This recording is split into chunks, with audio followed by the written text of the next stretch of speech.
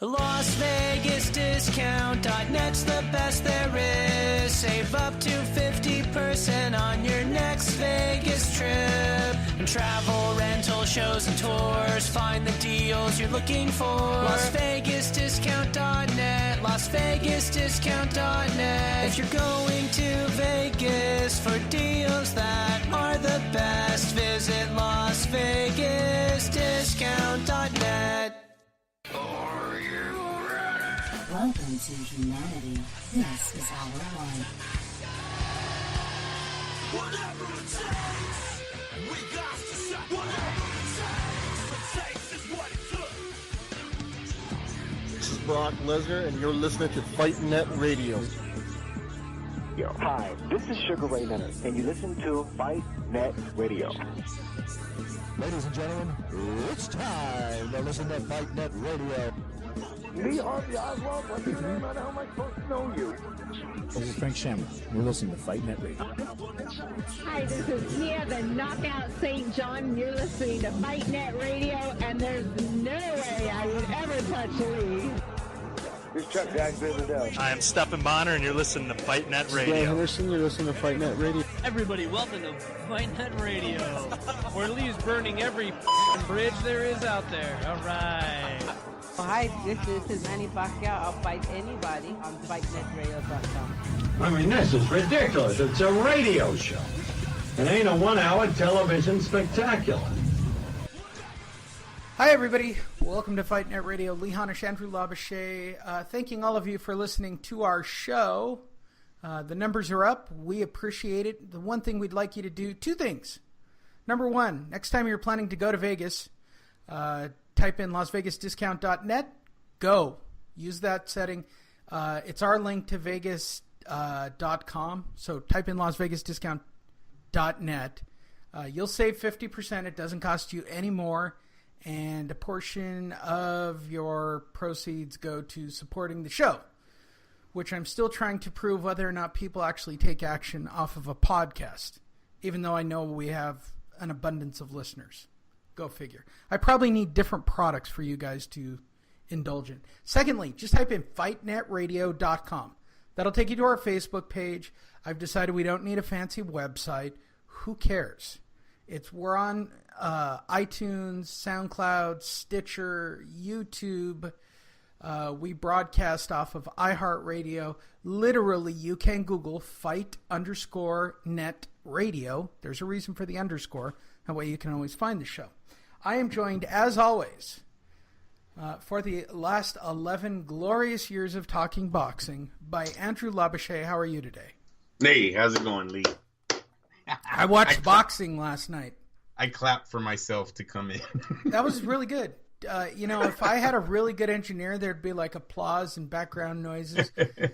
Just so you guys know, if I actually put effort into recording these episodes with, background drops and stuff like that, it'd be great. Ain't it just like downloading an app, Lee? Come on. At this moment in the tech world, I think that's about all. You know what? Honestly, I know that I can run YouTube in the background. We did that on an episode and pissed everybody off just for my amusement. The music, the music. That's all YouTube. So it's not to say that I couldn't get background applause or having Michael Buffer off of YouTube saying something. Everybody else does that shit. So here's what I've discovered. We have more listeners than most people who do boxing shows. Believe it or not. We're actually one of the top boxing shows. That aren't bot? You mean that aren't a bot fan base? Did you hear about the San Diego Chargers, Lee? No, Andrew. So they hold on. There are new listeners. All right. For those of you who don't know, Andrew is a Raider fan. I'm a Charger Rams fan. I'm in L.A. Long-time Charger fan. Long-time suffering Charger fan. So the reason I preface that, there are occasions within this show, before we talk boxing, where we sidetrack into football. And why? It was just going to be real fast. Just real fast. All right. So I guess San Diego got busted out or L.A. Chargers, got busted out this week for buying most of their Twitter fans. You didn't hear about that, huh? No, but that's yeah, funny. I guess they bought in like the 300,000 range. Well, yeah, it's reasonable to do that. By the way, you guys can do that. If you guys want to really get approved and get like the blue check next to your name, and first write a blog, okay? Because Twitter only seems to approve people if you're a legitimate actor or own a blog. They're really big on bloggers.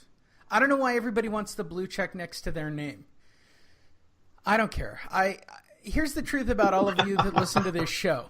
I've got like 15,000 followers on Twitter. Now, the reason I say that is not to toot my own horn. The reason I tell you that is not one of those people is a boxing fan. I'm just being honest. Boxing fans are all on Facebook because they're all older. I mean, truthfully, you guys would be on MySpace, but it doesn't exist anymore. So you guys all moved over to Facebook, and you'll be on Facebook until it all moves over to Twitter. And then by the time you get to Twitter, it'll be whatever it is, the Zap app next. You know, it won't matter. Boxing fans are just slightly too old. I can't even stress. Oh, you stop. We're not that old. Average age of a boxing fan has got to be well into their upper 30s or 40s. I'm telling you right now, the numbers are changing, Lee. They've made those type of announcements that we're dominating the demographic again, but we'll see. Time will tell. What demographic? I'm going to be perfectly honest. The demographic Andrew. of I'm going to be honest, sports. Andrew. I don't want any. If you're in your 20s and you listen to this show, stop listening. I don't like. Hey, it. Lee. I don't want any. We're doing a million. We're doing a million hits episode now. There's other combat sports that can't say that anymore. Hey, so, listen, Andrew. I'm just giving facts, any people. Beard-wearing, vape-dragging hipster with their pumpkin ale beer telling me that they watch boxing. Can't have it. I mean, it's bad enough that multicolored hair. Don't forget about multicolored hair with the big hoop earring thing. Yeah.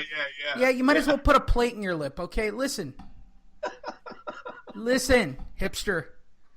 I got to deal with you on Cinco de Mayo as it is, where you tell me all about boxing. I know everything about boxing. Blah, blah. Excuse me while I vomit on you in the MGM sports book. Listen, go home. Go home. You're bothering me. Yeah. Thanks, Lee. I'm just Sorry being about honest. That, Look, I've already booked May 5th. I booked it. Okay? The reason I booked it is not because of the fight. I don't expect to get into the fight, nor do I expect to get approved for the fight. There's a jiu-jitsu tournament. Same one I got concussed at last year. I said, oh. Yeah. How do you... I get asked that question. How do you... you have a lot of medals. How do you remember them? By the injury I received at that event.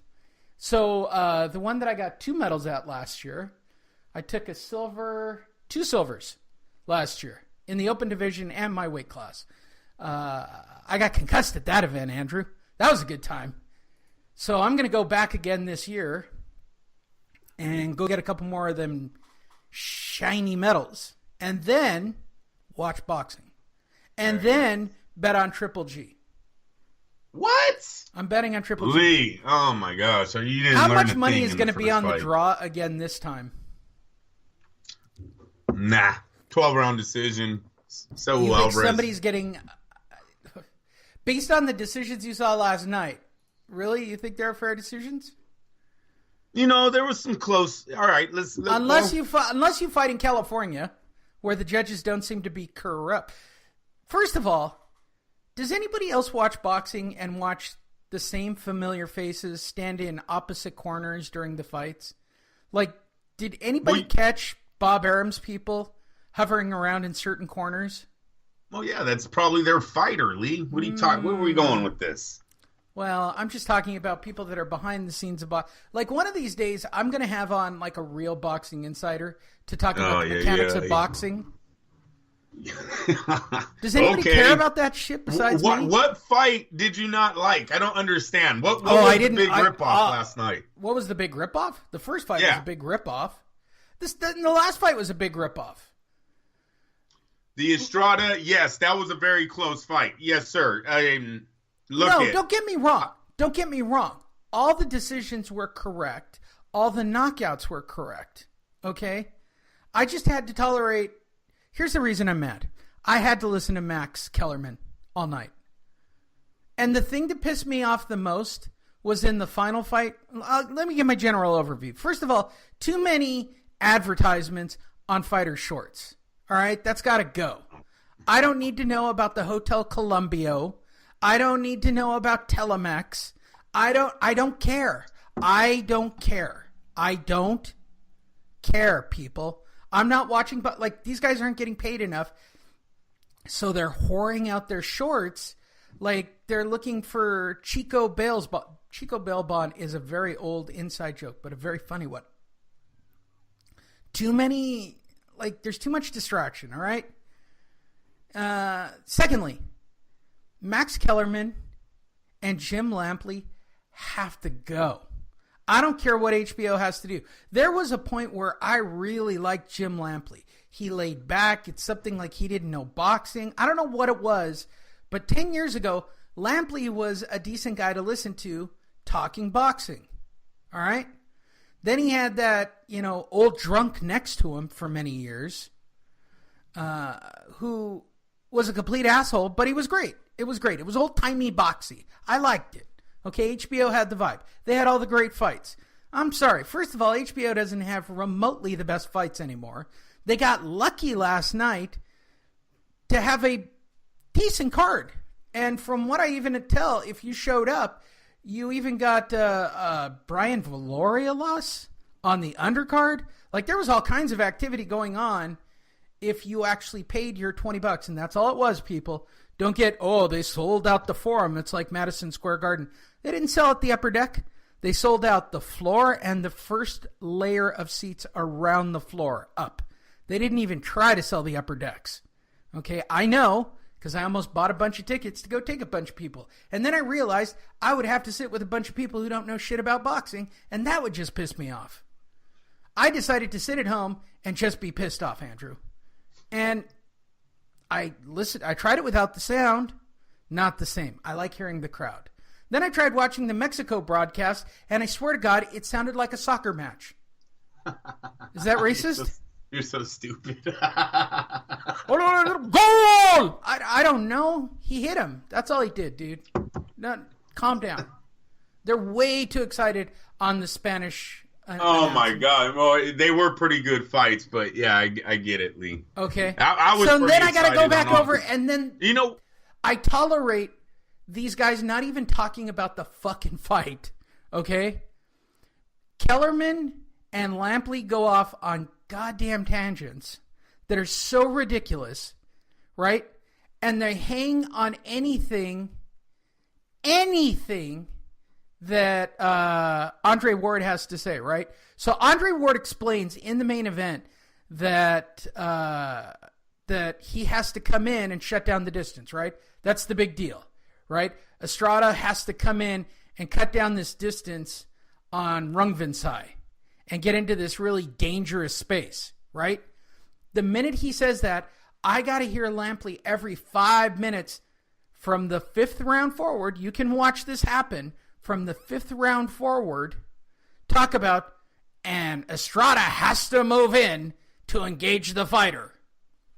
No shit. Andre Ward just told us. You don't need to remind us. Is there an echo in the room, Lee? Wait, 5th round, 6th round, 7th round, 8th round. He kept hitting on it. Isn't that right, Andre? Yeah, I said it in the 5th round.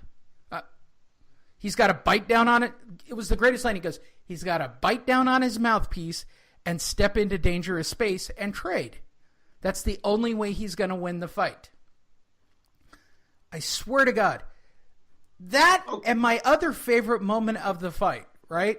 Which was it wasn't actually the fight, Lee. Oh, yeah, no, the fights were okay. They were tolerable. Look, first of all, I don't care what anybody says. This isn't Eric Morales. This isn't Marco Antonio Barrera. This isn't Juan Manuel Marquez. And I'm going to break it to you. This isn't even Michael Carbajal. Okay, yeah, you guys those all got those guys are all heavyweights, but seriously, this was a great night. They were all junior lightweights at one point, and that's what these fuckers are. No, they're super flyweights. I know these what guys they are. Super flyweights. Listen, they're junior lightweights they're junior flyweights who dropped 10 pounds. Yeah, you know what? I'm so tired of that dead air. You know what? Everyone needs to shut up about these guys. Oh, they gained so much weight. Who cares?